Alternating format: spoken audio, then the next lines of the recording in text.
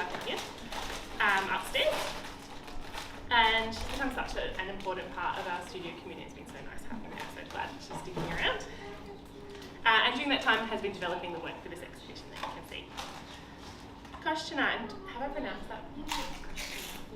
Explores how visual traditions migrate, adapt and settle into new contexts. Rather than reconstructing inherited narratives, Nadera charts the points where cultural memory, place and personal experience converge. Her palette and mark making evolve the tonal shifts of desert light, the rhythm of woven textiles, and the layered terrain of diasporic identity. The exhibition title refers to the Uzbek plane tree, a long-standing symbol of resilience and continuity in Central Asia, and we'll get into that a little bit deeper. So beautiful that Nadera is drawing also on her cultural lineage through hand-woven ikat, and she has some examples of that here today as well. So using those motifs, colours and tribal symbolism while reflecting both Australian and Central Asian landscapes. Cool, so I always like to start these talks with a little bit of background about you, how you came to be creative, when you first realised you were creative when you were a child even.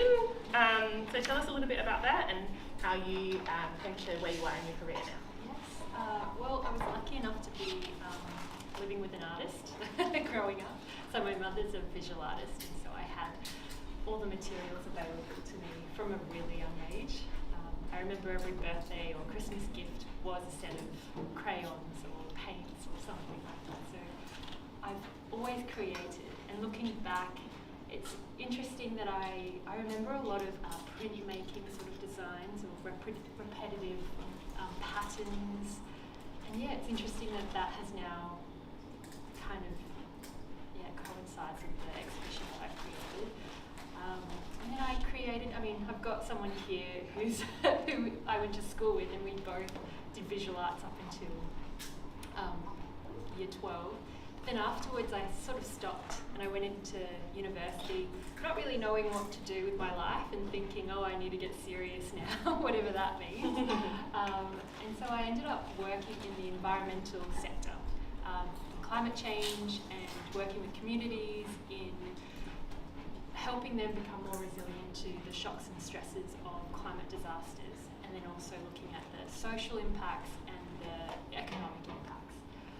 And it wasn't until, so I loved travelling throughout my university years, and I think that helped me understand more about myself. And then I moved away after university to the Byron Shire and entered this community of creatives, and that was really inspiring. I lived walking distance from the Byron School of Art, so I started doing some workshops led by other artists. And what I liked about that institute was that it wasn't like university, it wasn't so stiff and structured in a way, but it was run by artists for artists, and it gave me the opportunity to start playing for once in my adult life and experimenting and learning about, I guess, trying to define my language, my visual language. And then it wasn't until I moved to Sydney for work that I started to get some recognition and started to really develop a practice and take myself seriously, because it was always just a hobby in my mind. Yeah. And then you moved back to Adelaide fairly recently. Fairly recently, yes. I had a child and I needed my community, grandparents specifically. And it was, so maternity leave for me was an opportunity to reach out to the mill and apply for this residency. I didn't know if I could do it at the time because I do live quite a while away. But I thought, I need to get back to myself. I'm a mother now, I don't know what I'm doing. Maybe I need to figure out a sense of self through my creativity. And so this residency was really, in a way, my mental health, my self-care, just feeding myself and understanding myself, but also through the lens of this child and how I'm going to shape their life. Yeah, no, it's been really brilliant watching you, knowing that you have a lot going on in your life, but the studio is this place where you can come in and be really dedicated to your practice. And we've definitely seen you during the residency, in the studio, absolutely just working away at this exhibition. And it's been interesting since the exhibition is now up and you have like a bit more, like not quite so much pressure to produce, that to see what you're doing in the studio now as well. So it's great. Okay, so the next question is about the title of the exhibition. As I said, Kosh-Chenar. So are you able to spend a few minutes just speaking about what that means to you and why you chose it as a title? Yeah, I think the title itself, it didn't come to me until after, Adele here actually helped me, because I thought I was going to call it soil from the get-go. I had a conversation with an Indigenous artist. I went to his workshop in Byron actually. He's a Bunjalung Indigenous artist, and Michael Philp. And we were talking about soil and the quality of soil, and then I just, mentioned to him that we've always, I've always grown up with a veggie patch in the backyard, and my parents have always utilised the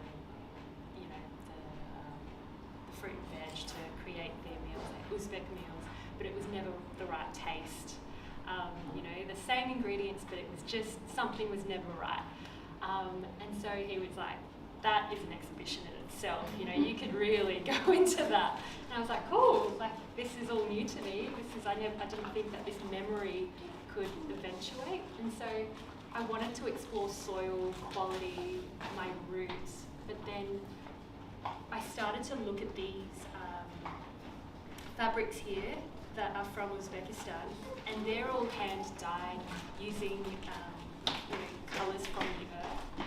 And so Kosh-Chenar, it means two plane trees in Uzbek, and it's really a symbol of, for me, a meeting place of two cultures, my Australian, context, with my Uzbek cultural roots, and how I've had to almost understand how to live in between both worlds, and in the endurance of roots and soil.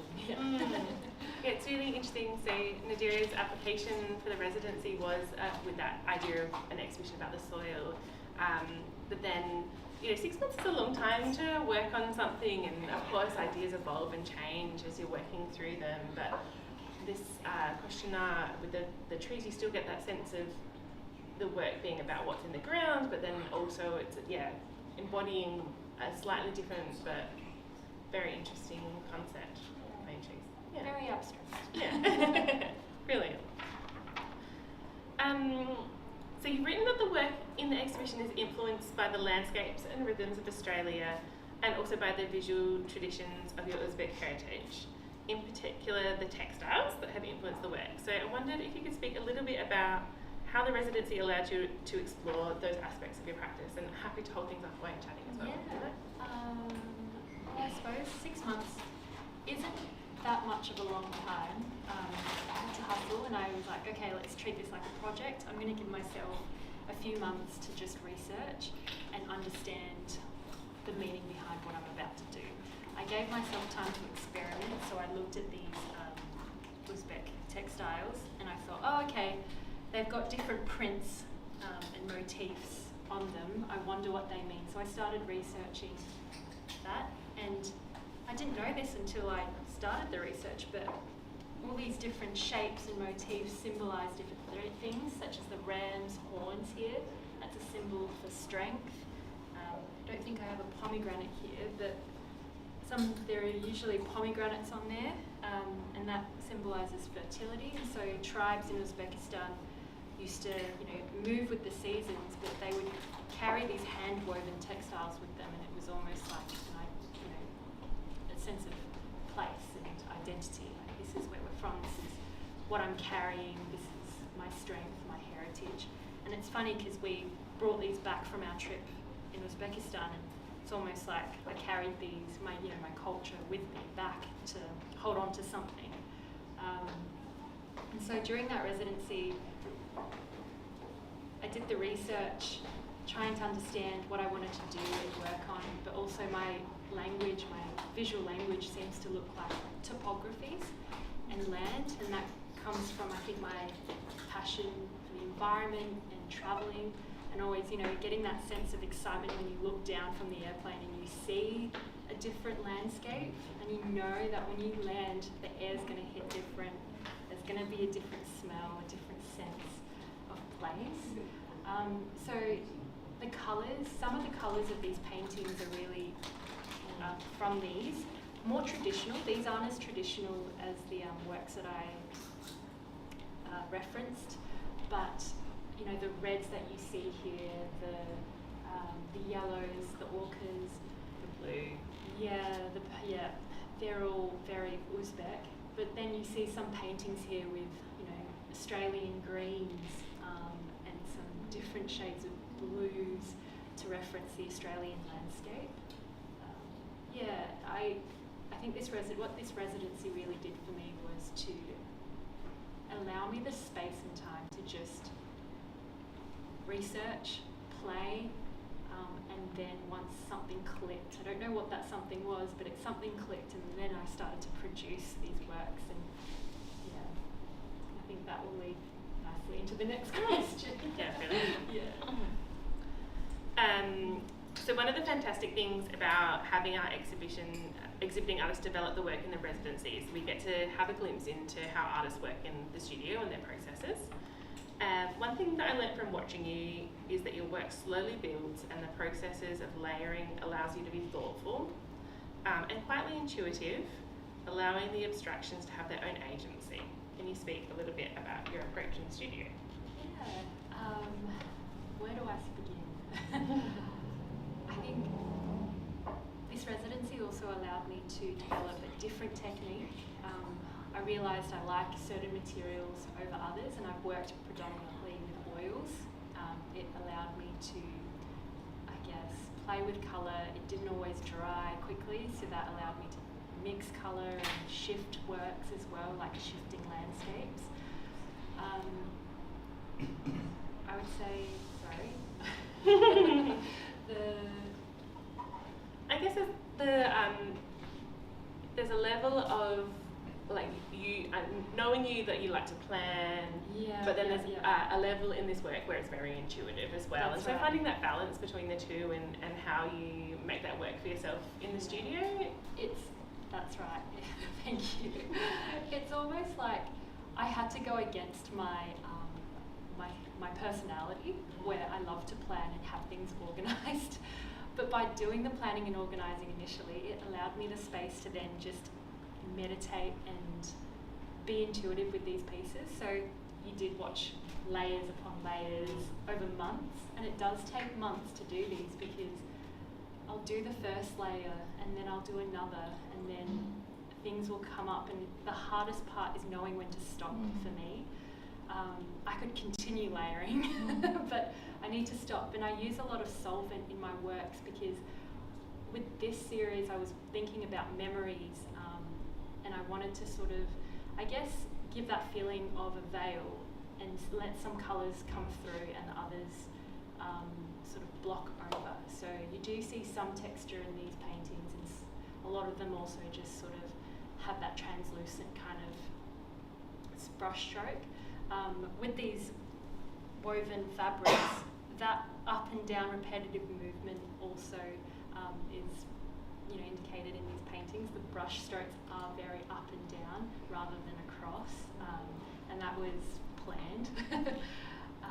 But I have my visual reference board, and then I just let myself make these. And sometimes I have a good feeling about something, but then it just turns to crap. It's not the piece that I thought it would turn out to be. And then I had about, I don't know how many, but this is probably maybe 2/3 of what I made. It was interesting asking the team, the curatorial team, the wider team, what they liked and what they didn't, because what I liked wasn't necessarily what they liked, and I was surprised. We always have great conversations. Our artistic director, Katrina, who isn't here today, she's at the launch of one of our First Nations dance works at Tandani, which is opening tonight. She always likes to give great feedback for artists, especially artists in residence, help to develop practice and get some different opinions. Getting a bit of an outside eye is always great, isn't it? It Yeah. is, yeah. It's eye-opening. Yeah, definitely. Yeah. It's always, I encourage you all to have a look around the gallery after we finish chatting and figure out which one is your favourite work and why you're drawn to it as well. It's really nice, and you can share that with your... I'd be very interested to Yeah, definitely. I love... I'm just going to launch into it. Yeah. I really love the works that are, one colour that you have the tonal shifts throughout. Yeah, I think something really special about that sort of a meditation on a colour and how it moves and in and out. And they have, the shapes have quite a lot of agency, I think, that they're not fixed necessarily. That you can imagine that they are moving and interacting with each other throughout the playing of the painting. I love hearing about how others interpret the works. Yeah. But yeah, certainly, that topographical element that you're talking about as well is in there, and lots of people have commented that they feel like they could be maps or landscapes, that sort of thing too. So you're using like quite light washes of paint and building them up in slow layers, and the oil takes that time to dry, so you can't necessarily work on one work at a time. It's multiple works happening, moving between. That's it. And usually at my home studio I use walls, so I have canvases on walls, and I guess when one layer is done for one, I move on to the next. But it's also hard at the same time because you don't want all of them to speak to each other. You want to do something different, so sometimes I have to put things on separate walls. During this residency I had MDF boards because I didn't have wall space, but that allowed me to put things the other way around, so I didn't have to look at them until I was ready to look at them. Yeah. I think that's such an important part of the artist process, isn't it? Sometimes you're just like fed up with something, you don't want to look at it anymore, don't want to be influenced by it while you're moving on to the next thing. Yeah, great. As well as asking about process in these talks, we also like to talk about materiality. It's interesting that you are using oils to speak about material things like landscape and textiles, alongside immaterial ideas like atmosphere and identity and cultural inheritance. Can you speak a little bit about why it is that you've fallen in love with using oils and oil and canvas, and how you're using these ideas through the material?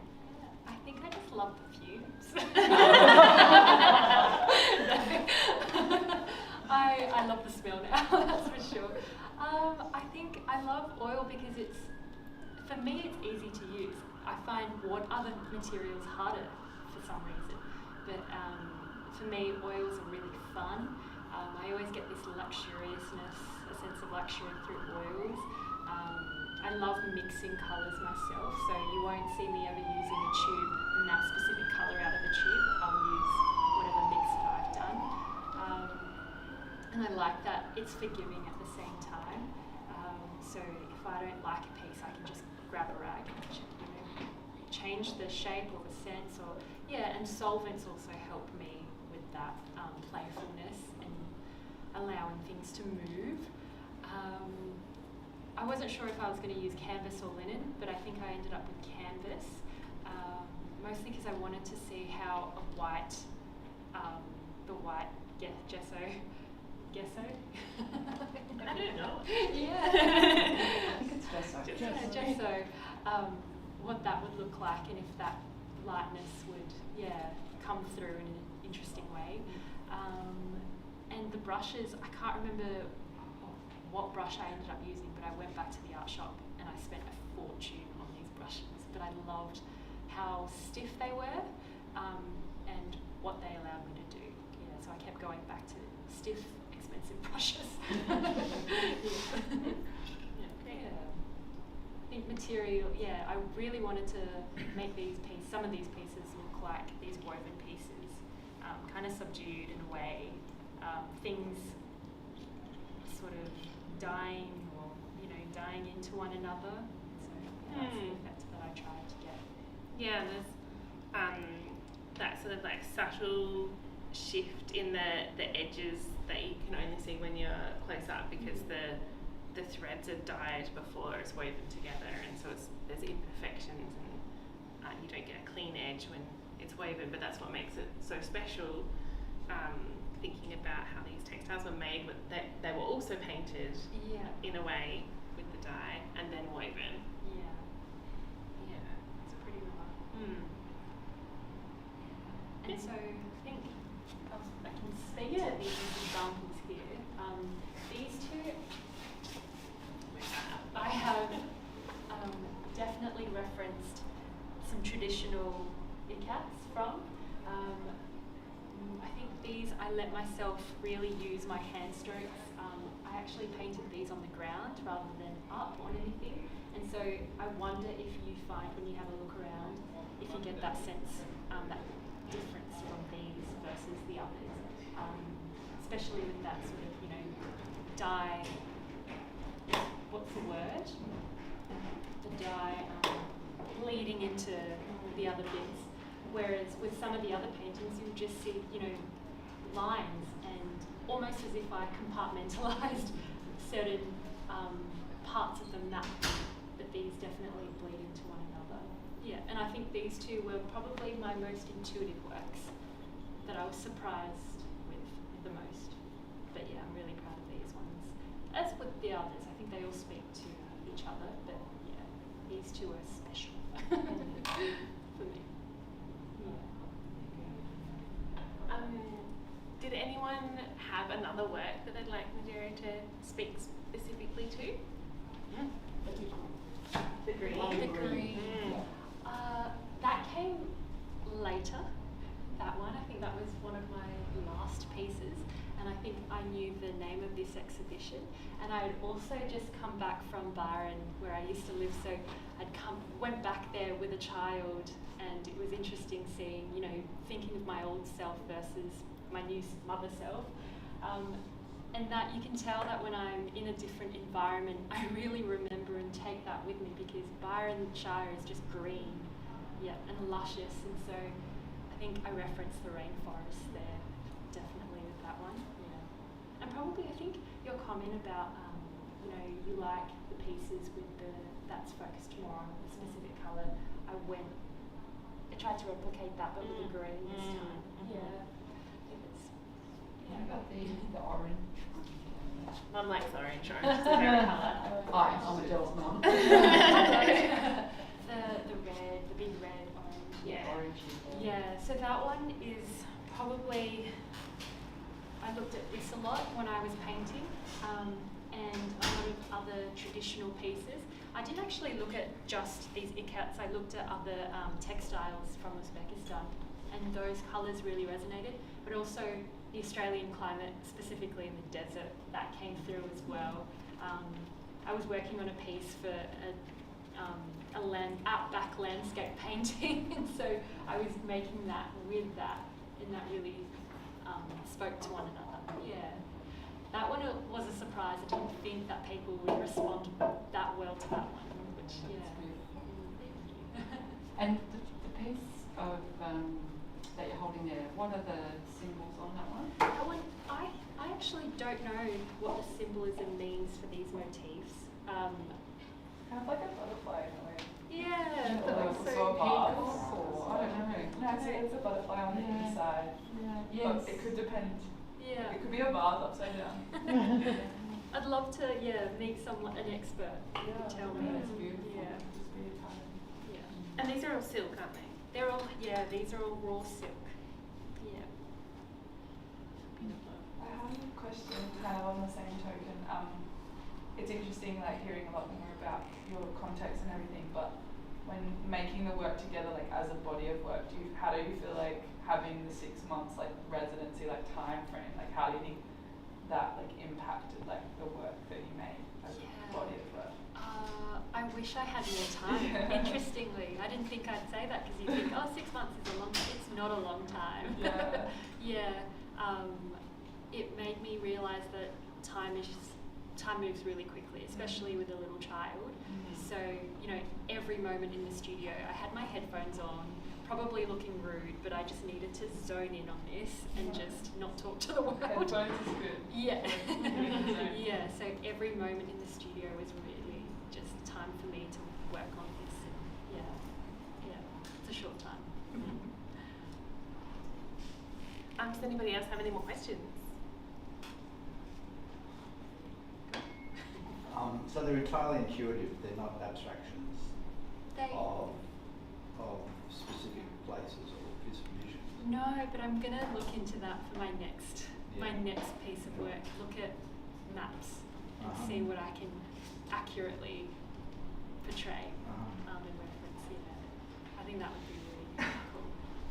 When you were talking about memories and soil, my eyes kind of just went to the one next to the title there. Yeah. And is that, I don't know, it felt like that was kind of the intention in there. Like, it feels very sepia, it feels very, I don't know, I was looking at it and thinking about my own sort of sharpnesses too. So, yeah. I loved working with that one because of the lightness contrasting to the dark. I almost actually, it was very brown when I started, and then those light washes went on top of that to give that sense of unveiling, I suppose, that something's there behind the surface. And sometimes we carry memories, but we can't really pinpoint those memories. We just have these, I don't know, I guess moments where we react a certain way because of those, past experiences. I've named that one whitewashes, which is kind of, I didn't want to call it whitewashed, but sometimes when I go back to my country, that's what I'm called. In Uzbek. So, yeah, I guess that is about memories and holding on to memories, but at the same time, I wanted to play around with the colour that I've used there, the white washes in a way to talk to, that diasporic.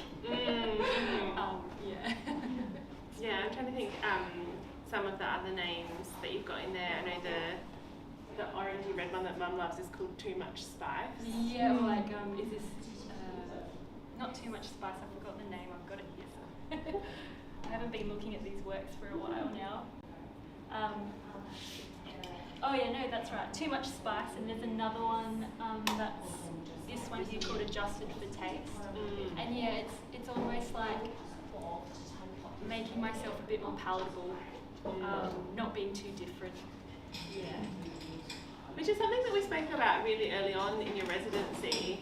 You were talking about the experience of having parents who migrated here and them wanting to share their culture with you growing up as a teenager and being like, oh, Mum. Yeah. But now that you have a child that you're like, oh, there's so much value in being able to pass on these things to my child, and what is the difference what is the experience that my child is going to have of my parents' culture, of my culture, and Australian culture, and how do you bring those things together? Something that I think about a lot with how I want to incorporate both cultures.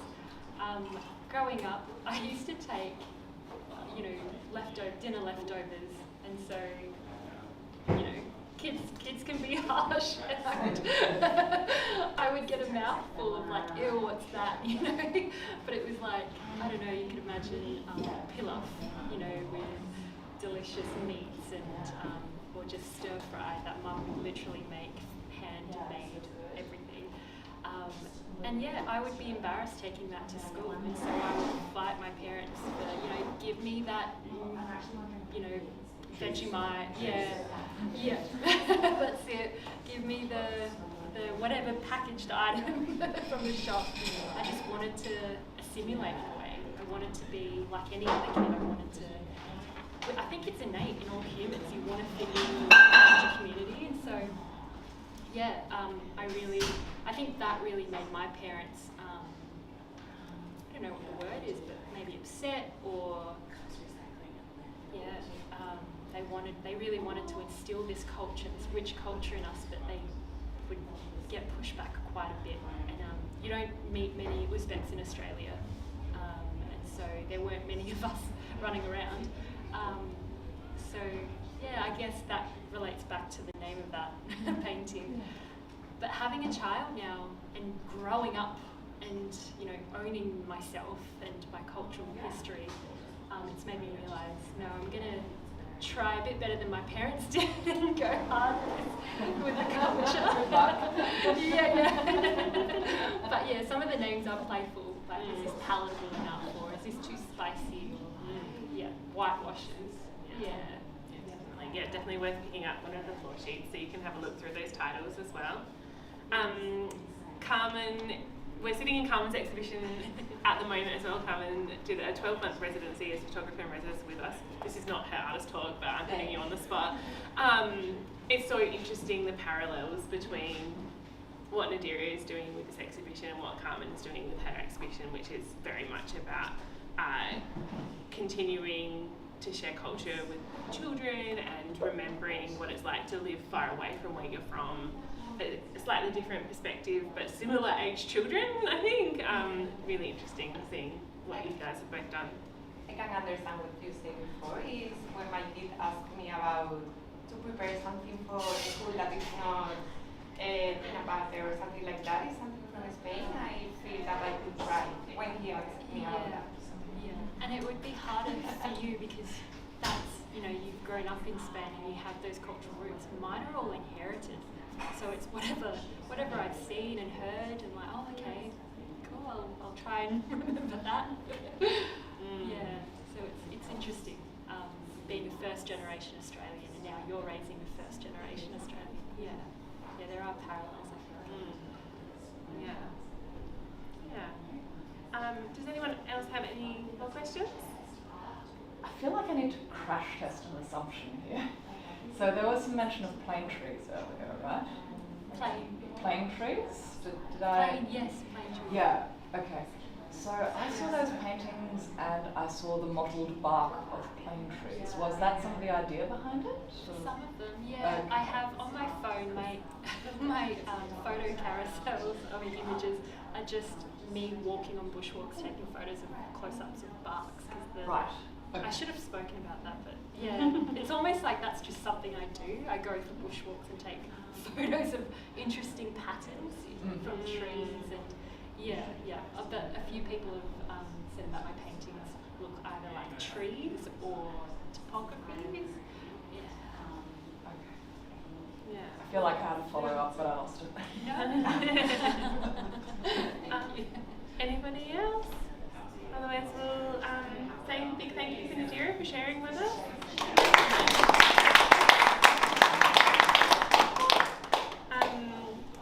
We are in the midst of Fringe here at the Mill as well, so that's why bar is opening up behind us, and we've got first show of the night is at 6, I think. Yours mentions my grandfather doesn't follow me on Instagram.